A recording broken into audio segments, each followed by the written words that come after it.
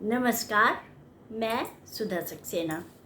यदि आपने अभी तक मेरा चैनल लाइक और सब्सक्राइब नहीं किया है तो कृपया लाइक और सब्सक्राइब कर लें।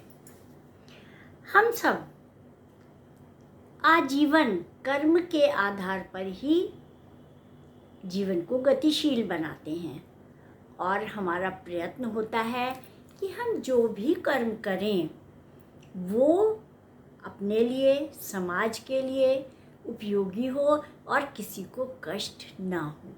आइए आज कर्म की उपासना क्या है इस पर थोड़ी चर्चा करते हैं। अथर्ववेद में कहा गया है कि हमारे दाहिने हाथ में कर्म है तो बाएं हाथ में विजय है। इसका तात्पर्य यही है कि कर्म फल मनुष्य के अपने हाथों में है।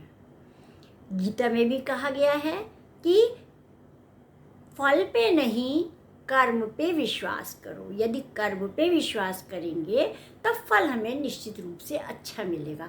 देखिए, इसका एक तात्पर्य ये होता है कि जब भी हम कर्म करें तो हम लक्ष्य को, उद्देश्य हमारा होना चाहिए, लक्ष्य होना चाहिए, लेकिन उसको प्राप्त करने की राह, जो मार्ग है, जो पथ है, वह प्रमुख होता है और वह मार्ग ही तो कर्म है। यदि कर्म सही होगा, सही रास्ते से हम चलेंगे तो निश्चित रूप से जो हमारा उद्देश्य है, जो लक्ष्य है, उसकी प्राप्ति हमें होगी। और सही पूछिए तो कर्म की उपासना का तात्पर्य मार्ग से ही है कि हम किस ढंग से, कितनी शुद्धता से, कितने सात्विक विचारों के साथ हम अपने लक्ष्य को प्राप्त करने का प्रयास कर रहे हैं। यदि सात्विक विचार हैं तो निश्चित रूप से हम अपने लक्ष्य पर पहुंचेंगे। अथर्ववेद में इसी को कर्म की उपासना कहा गया है। कर्म फल ही पुरुषार्थ के रूप में फलित होता है, इसलिए कर्म सिद्धि ही पुरुषार्थ सिद्धि है। विज्ञान के अनुसार इस धरती पर जितनी भी ऊर्जा है वह कभी नष्ट नहीं होती, केवल वह अपना रूप परिवर्तन करती रहती है। मानवकृत कर्म भी ऊर्जा का एक रूप है जो फल के रूप में प्रत्यावर्तित होकर के मनुष्य के पास आता है। यही विज्ञान में क्रिया प्रतिक्रिया का सिद्धांत कहलाता है। शायद कोरोना काल की यह विकट आपदा भी दुनिया के किन्हीं बुरे कर्मों की ही परिणति है। और जैसा कि हम सब जानते हैं कि हम सब ने प्रकृति का खूब दोहन किया और हमने समझा कि हम अपनी बुद्धि से इस प्रकृति पर विजय प्राप्त कर सकते हैं, किंतु सत्य ये नहीं था। हमें प्रकृति के साथ सामंजस्य स्थापित करना था और जिसका कि परिणाम हम सब समय समय पर भुगतते भी हैं। यह दुनिया भी मानवकृत कर्म का ही प्रतिरूप है। मनुष्य चाहे तो अपने कर्मों का रूप बदल करके दुनिया का रूप बदल सकता है, फिर जीवन तो बदलेगा ही।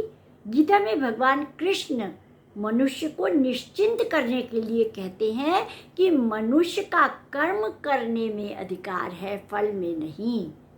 वही बात कि कर्म जो है वह हम किस प्रकार से, किस भावना से कर रहे हैं, हमें उसके अनुसार ही हमें फल प्राप्त होगा। और इसीलिए उन्होंने कहा कि फल पे हमारा अधिकार नहीं है, क्योंकि अगर एक, जैसे कि आप जानते हैं कि अगर एक मुड़ गए तो कहीं से कहीं पहुंच जाते हैं।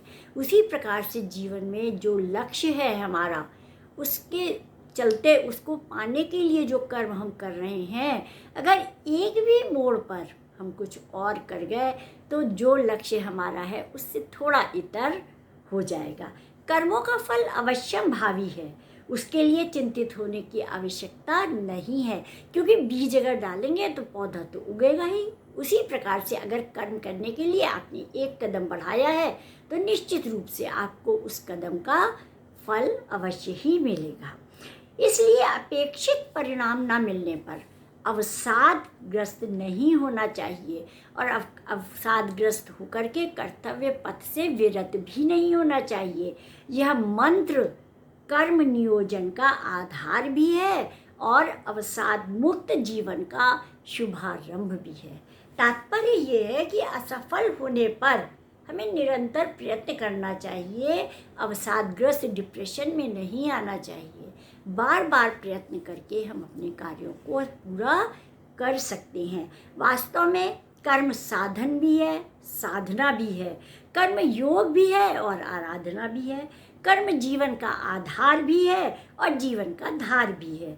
इसलिए निष्काम कर्म योग ज्ञान और भक्ति दोनों का मूल है, क्योंकि कर्म से सब संभव है, कर्म के बिना कुछ भी संभव नहीं है।